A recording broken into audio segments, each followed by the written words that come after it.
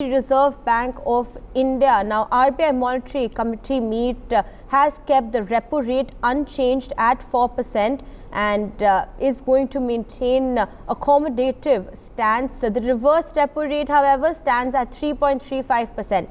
Let's at this point listen in to the RBI Governor Shaktikanta Das, who is addressing the media. It stands unchanged at 3.35%. Let me start by laying out briefly the MPC's decision and its underlying rationale. Since the last meeting, headline inflation, after moderating close to target rate in January 21, firmed up to 5% in February 21, primarily due to an adverse base effect. Looking ahead, the evolving CPI inflation trajectory is likely to be subjected to both upside and downside pressures. The bumper food grain production in 2021 should result in softening of cereal prices going forward. Mitigation of price pressures on key food items such as protein-based components and edible oils would also depend on supply-side measures and easing of international prices. The MPC noted that underlying inflation pressures emanate from high international commodity prices and logistics costs. The softening in crude prices seen in recent weeks, if it sustains, can assuage input cost pressures. The National Statistics Office (NSO) in its update on February 26, 2021, placed the contraction in real GDP at 8% for 2021. Prospects for 21-22 have strengthened with the progress of the vaccination program. The recent surge in infections has, however, imparted greater uncertainty to the outlook and needs to be closely watched, especially as localized and regional lockdowns could dampen the recent improvement in demand conditions and delay the return of normalcy. Against this backdrop, the MPC judged that the monetary policy should remain accommodative to support and nurture the recovery.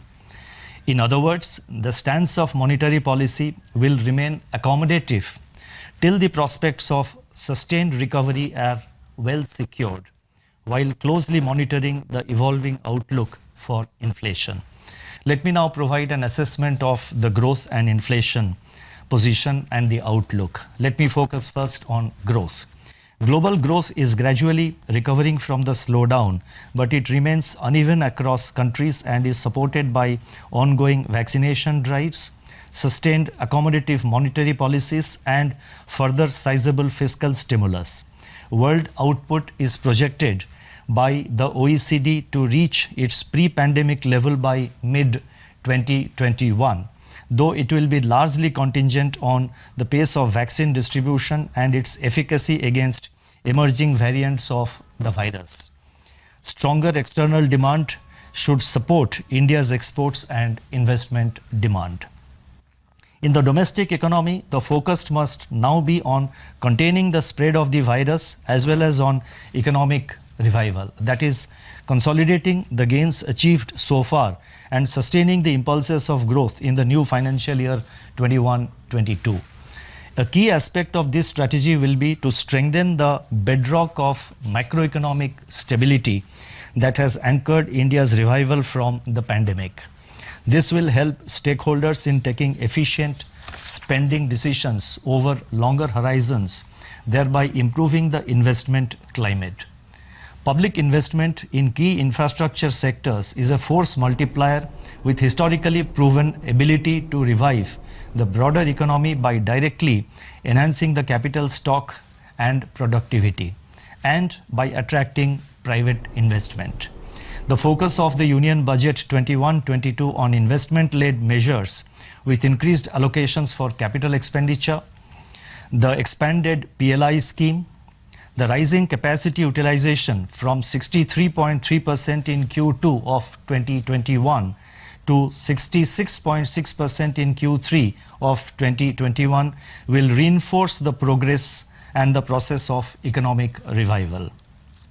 In fact, firms engaged in manufacturing, services, infrastructure sector polled by the Reserve Bank in March 21 are optimistic about the pickup in demand and expansion of business activity into the financial year 21-22. Juxtaposition of high-frequency lead and coincident indicators reveals that economic activity is normalizing in spite of the surge in infections. Rural demand remains buoyant and record agricultural production in 2021 bodes well for its resilience. Urban demand has gained traction and should get fillip with the ongoing vaccination drive. The recent surge in COVID-19 infections, however, adds uncertainty to the domestic growth outlook amidst tightening of restrictions by some state governments. In India, we are now better prepared to meet the challenges posed by this resurgence of infections. Fiscal and monetary authorities stand ready to act in coordinated manner to limit its spillovers to the economy at large and contain its fallout on the ongoing process of recovery. There is concern around rising cases of infections, but as Martin Luther King Jr. had said, and I quote, "We must accept finite disappointment, but never lose infinite hope." The increase in international commodity prices since February policy and recurrence of global financial market volatility, like the bout experienced in late February, accentuates the downside risks. The upside risks, however, come from number one, the vaccination programs being speeded up and increasingly extended to wider segments of the population. Second, the gradual release of pent-up demand. And third, the investment enhancing and growth supportive reform measures taken by the government. Taking these factors into consideration, the projection of real GDP growth for 2021-22 is retained at 10.5%, consisting of 26.2% in Q1, 8.3% in Q2, 5.4% in Q3, and 6.2% in Q4 of 21-22. Let me now focus on inflation. While headline inflation at 5% in February 21 remains within the tolerance band, some underlying constituents are testing the upper tolerance level. Going forward, the food inflation trajectory will critically depend on the temporal and spatial progress of southwest monsoon in its 2021 season. Second, some respite from the incidence of domestic taxes on petroleum products through coordinated action by center and states could provide relief on top of the recent easing of international crude prices. Third, a combination of international commodity prices and logistics costs may push up input price pressures across manufacturing and services. Taking into consideration all these factors, the projection for CPI inflation has been revised to 5% in Q4 of 2021, 5.2% in Q1 21-22, 5.2% also in Q2 of 21-22, 4.4% in Q3, and 5.1% in Q4, with risks broadly balanced. On March 31st, 2021, the government retained the inflation target at 4%, with the lower and upper tolerance levels of 2% and 6% respectively for the next 5 years, that is from April 21 to March 2026. An inflation rate of 4% over the medium term has now been successfully entrenched in the economic landscape. The experience with efficaciously maintaining price stability and the gains in credibility for monetary policy since the beginning of the inflation targeting framework in 2016 are reinforced by retention of the target and the tolerance band. From the time after the MPC was constituted in September 2016, average CPI inflation for the period October 2016 to February 2020, prior to the onset of COVID-19 pandemic, was 3.8%, down from average 7.3% during January 2012 to September 2016. Our research suggests that trend inflation has moderated during the flexible inflation targeting period to around 4% in the recent times. The experience during COVID-19 pandemic period has testified to the flexibility of the framework to respond to sharp growth inflation trade-offs and extreme supply-side shocks over the course of the business cycle. Monetary policy over the next 5 years would aim at consolidating and building upon the credibility gains of the first 5 years of inflation targeting, that is flexible inflation targeting. Let me now proceed and provide some guidance with regard to the liquidity position. In my statements over the past few policy announcements, I have been reiterating the Reserve Bank's commitment to ensuring ample liquidity, ample system liquidity in consonance with the accommodative stance of the MPC.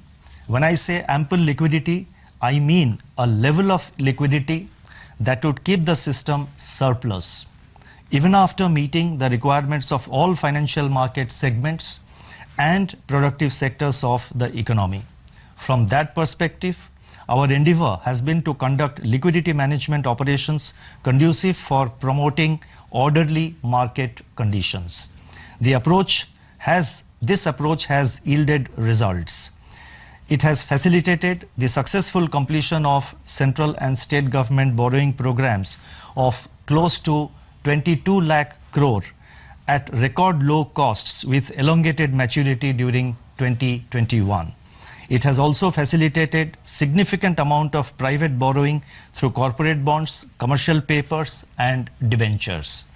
It would be worthwhile to note that despite the recommencement of the 14-day variable rate reverse repo, that is VRRR auctions since January 15, liquidity absorbed through the fixed rate reverse repo has steadily increased from fortnightly average of rupees 4.3 lakh crore during January 16 to 29 to 4.9 lakh crore during January 30 to March 31st, 2021. Reflecting the surplus liquidity, reserve money has risen by 14.2% as on March 26 year on year, driven by currency demand, while money supply, that is M3, grew by 11.8% as on March 26, with bank credit growth at 5.6%. In view of the success of VRRR and given the rising levels of surplus liquidity, it has now been decided to conduct VRRR, that is variable rate reverse repo auctions of longer maturity as indicated in the revised liquidity management framework announced on February 6 last year. The amount and tenor of these auctions will be decided based on the evolving liquidity and financial conditions. This is a part of the liquidity management operations of the Reserve Bank of India, and it should not be read as liquidity tightening. I hope it is sufficiently clear and explicit, and nothing can be more explicit than that. In fact, by paying a higher rate of interest on liquidity absorptions through VRRR auctions, the RBI is indirectly expanding liquidity, and this is a point which needs to be kept in mind. Since mid-February this year, global financial markets have increasingly turned volatile, driven by a surge in sovereign bond yields over inflation concerns stemming from the edging up of international commodity prices as well as expectations of stronger growth. Bond market volatility and strengthening of the US dollar spilled over to the emerging markets. Expectations of a reflationary cycle in the United States led to a retrenchment of portfolio flows to emerging market economies, which continued through the month of March.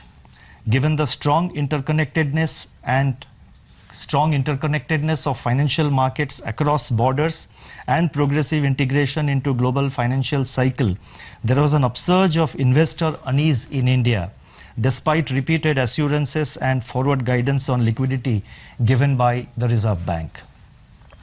Taking note of the market's discomfort and in consonance with our commitment to ensure ample liquidity and orderly market conditions, the Reserve Bank scaled up its open market operations, OMOs, in February and conducted 5 special OMOs, that is Operation Twists, in February and March.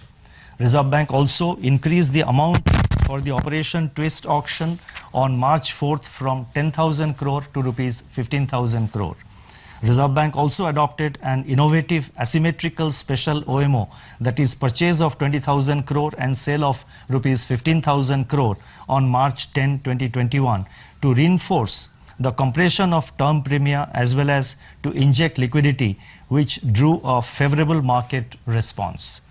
These were clear signals that the Reserve Bank will support the market with adequate liquidity through the various instruments in its toolkit. The liquidity impact of OMOs could be gauged from the fact that we made net outright purchases amounting to rupees 3.13 lakh crore during 2020-21. For the year 21-22, drawing on experience, we have decided to put in place what is termed as a secondary market GSEC acquisition program. I repeat, a secondary market GSEC acquisition program, or GSAP 1.0, to give it a distinct character. Under the program, the Reserve Bank will commit upfront to a specific amount of open market purchases of government securities with a view to enabling a stable and orderly evolution of the yield curve amidst comfortable liquidity conditions. The endeavor will be to ensure congenial financial conditions for the recovery to gain traction. For Q1 of 21-22, therefore, it has been decided to announce a GSAP of rupees 1 lakh crore. The first purchase of government securities. For more such videos, subscribe to the NewsX YouTube channel, hit the bell icon.